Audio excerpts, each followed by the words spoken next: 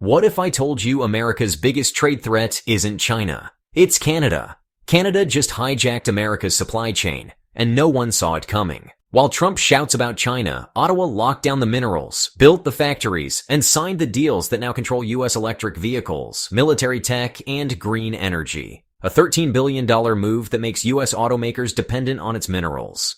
European firms are rerouting supply chains through Montreal. The Inflation Reduction Act? Canada flipped it, turned it into a funding stream for its own battery empire. And here's the part no one in Washington wants to admit. America can't go electric, build, or fight without Canada's permission. So the real question is, what happens when Canada says no? In the same month, Trump revived tariff threats against EV imports. Bloomberg reports Volkswagen finalized the first phase of its $13 billion battery plant in Ontario, one that qualifies for U.S. tax credits under the Inflation Reduction Act, despite being built in Canada. According to Canadian officials, over 70% of U.S. EV supply chains now rely on Canadian-sourced components or mineral processing. While Washington stages high-stakes trade summits, Ottawa secures upstream control, from raw extraction to final assembly, without provoking political blowback or inciting protectionist headlines. The Wall Street Journal noted in April that U.S. auto firms are rerouting imports through Canadian factories to sidestep Trump-era tariffs, effectively outsourcing compliance to a neighbor he's publicly antagonized. If America's Buy American policies are built on Canadian batteries, minerals and parts, who's really calling the shots? But that's just the front end. Because what Canada built behind closed doors is even more strategic, and even harder to unwind. The U.S. Department of Energy estimates that demand for critical minerals will grow fivefold by 2030. Yet according to the Canadian press, over 90% of nickel, cobalt, and graphite destined for North American EVs will be processed in Canada by 2027. Ontario's Ring of Fire region alone holds enough high-grade chromite and nickel to supply Tesla and Ford for the next 2 decades, according to mining expert Jack Lifton. Yet Trump's administration recently launched an executive probe into foreign mineral imports, including from Canada, while continuing to fund some of the very refineries through the Defense Production Act. It's a contradiction not lost on observers. The U.S. is subsidizing the leverage it's about to retaliate against, Lifton told Reuters in May. Meanwhile, China's dominance over rare earths has pushed EU and U.S. buyers to prioritize Canadian sources, further entrenching Ottawa as a mineral gatekeeper. And that's before we look at how this strategy cascades through battery supply chains and geopolitical alliances alike. Canada's industry ministry confirmed in April that more than $34 billion in EV battery-related investment has been secured since 2021, with Volkswagen, Stellantis, and LG Energy all choosing Ontario and Quebec as their North American hubs. According to the Financial Post, BASF's $1.2 billion cathode materials plant in Bécancour will feed over 400,000 EVs annually by 2026, vehicles built and sold in the U.S., but powered by Canadian chemistry. The reason? As S&P Global noted, Canada's ability to streamline permitting, secure indigenous partnerships, and leverage trade access to both Europe and the U.S. creates a cost and time advantage Washington can't replicate. Ironically, the Inflation Reduction Act intended to bolster U.S. battery independence is now helping fund Canadian supply dominance. The IRA's fine print became Canada's strategic blueprint, said energy analyst Leah Stokes in a March interview with Bloomberg Green. But even the most carefully designed battery empire isn't immune to policy whiplash, and the cracks are starting to show. Honda's announcement in May that it would pause its $15 billion Canadian EV expansion sent shockwaves through Ottawa's industrial plans. As reported by CTV News, the decision stems from U.S. tariff threats and Canada's rollback of consumer EV rebates, with sales falling 12% year-over-year according to data from Statistics Canada. Ivy Business School's Gal Raz warned that without provincial and federal incentive alignment, flagship projects will become liabilities instead of launch pads. Meanwhile, Stellantis' Nexstar plant in Windsor is proceeding, but executives have reportedly asked for renegotiation clauses if the U.S. market continues to destabilize.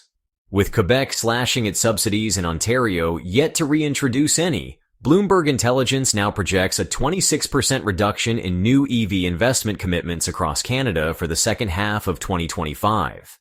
But the bigger question isn't about rebates or factories. It's about leverage and how fast it can disappear when the political winds shift. Trump's revived rhetoric around economic annexation of Canada may have started as a provocation, but his administration's policy moves suggest something deeper. In April, he signed an executive order to initiate a critical mineral dependency review, citing national security risks tied to foreign sources. But analysts like Elizabeth Stein from the University of Calgary say it's less about security and more about creating bargaining chips. This is pressure designed to coerce, not confront, she told the Canadian press. Ontario's new legislation to fast-track mining in the Ring of Fire region, designating it a special economic zone, reflects that urgency. Yet Indigenous leaders have issued formal opposition, warning that bypassing treaty rights could spark legal battles and protests. You cannot override sovereignty with a tariff schedule, said MPP Solma Makwa. Meanwhile, the U.S. imports over 80% of its gallium, niobium, and palladium from either Canada or war-torn nations like the DRC and Ukraine, according to the U.S. Geological Survey. Trump may seek to weaken Canada's position, but any misstep could ignite resistance both at home and abroad. And if that happens, the trade war won't be a matter of economics. It'll be a political powder keg waiting for a spark. In 2025, while U.S. trade policy toward Asia was defined by steel tariffs and semiconductor controls, Canada funneled $2.3 billion into infrastructure, logistics hubs, and bilateral deals across Indonesia, Vietnam, and India, according to Global Affairs Canada. These aren't symbolic MOUs. They're logistics corridors and processing partnerships explicitly aimed at decoupling supply routes from Chinese bottlenecks and bypassing U.S. control. Bloomberg reported in March that Canada's Indo-Pacific Business Council signed over a dozen pre-commercial agreements targeting rare earth mineral exchanges and grid tech deployment, giving Ottawa early-stage control over commodity lanes the U.S. once dominated. Unlike Washington's security-first diplomacy, Canada's model is built on co-investment and contract reciprocity.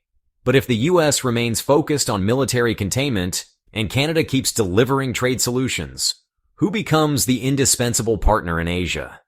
Because while Washington pushes power, Ottawa's selling reliability, and that has a very different kind of gravity. Following Trump's threat of a 20% auto tariff on EU-assembled vehicles, Canadian Prime Minister Mark Carney met with both Keir Starmer and Emmanuel Macron to accelerate critical minerals access for Europe via Canada, sidestepping U.S. ports and political uncertainty. According to the European Commission, bilateral trade with Canada has grown 65% since 2017 under CETA, but in Q1 2025 alone, EU investment in Canadian EV supply chains surged 41% year-over-year as firms hedge against both Russian instability and American unpredictability.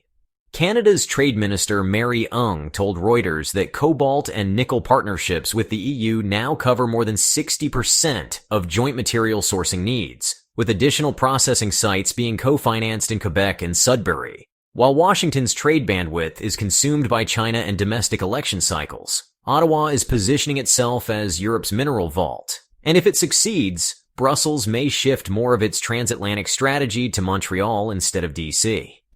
But there's a catch, because deepening with Europe could come at the expense of another strategic front Ottawa's already struggling to maintain. According to S&P Global and IRS compliance filings reviewed by the Financial Post, at least 17 U.S.-based manufacturers have restructured their procurement pipelines through Canadian intermediaries to qualify for Inflation Reduction Act credits, using Canadian processed components to meet domestic sourcing thresholds. This legal workaround, leveraging USMCA free movement while avoiding penalties tied to Chinese content, now funnels billions in tax-advantaged products back into U.S. markets through facilities in Ontario, Manitoba, and Quebec. For firms like GM and Ford, this bypass isn't just strategic, it's existential. Bloomberg Intelligence reported in May that EVs assembled with Canadian cathodes can avoid up to 15% in retaliatory duties, shaving thousands off unit costs. Yet this growing dependence could backfire. If Trump redefines foreign entity of concern to include Canada under a revised trade executive order, as hinted in recent speeches, these firms may find themselves locked out of the very benefits they re-engineered to secure. So what happens when your best loophole becomes your next liability? While Washington clings to bilateral dominance and reactive tariffs, Canada has constructed a multi-regional lattice of trade agreements and material access that no single power can easily disrupt. As of Q2 2025, Canada maintains active trade treaties covering over 65% of global GDP, compared to 45% for the United States, according to World Bank data. This isn't just about scale, it's about flexibility. Canadian exports of rare earths to Asia rose 34% in the last 12 months, while shipments to the EU outpaced US counterparts for the first time in Q1 per Statistics Canada. Instead of waging trade wars, Ottawa built bridges, from Europe's Green Deal to Southeast Asia's manufacturing revival, backed by supply chain credibility and regulatory stability. Yet the US still assumes Canada will follow its lead, a hypothesis increasingly challenged by Trudeau's ouster, Carney's pivot, and a trade architecture more aligned with Berlin and Tokyo than Washington. But if Canada's web holds, and America's walls crack, who really writes the new rules of global trade? This story doesn't end with tariffs or treaties. It ends with leverage. Canada isn't competing to replace the US. It's positioning itself to make the question irrelevant. While Washington doubles down on exclusion, Ottawa is quietly building a system of inclusion, open ports, flexible alliances, and mineral corridors stitched across 3 continents. And yet, the most uncomfortable question for Trump's trade team remains unanswered. If America needs Canadian minerals to function, but punishes the hand that supplies them, what happens when that hand stops reaching? So before you click away, think about this. Canada's strategy doesn't explode. It expands. Quietly. Systematically. And by the time anyone notices it's working, they're already too late. We're glad you're enjoying this video. Please like and subscribe. Check out another video that is now on your screen.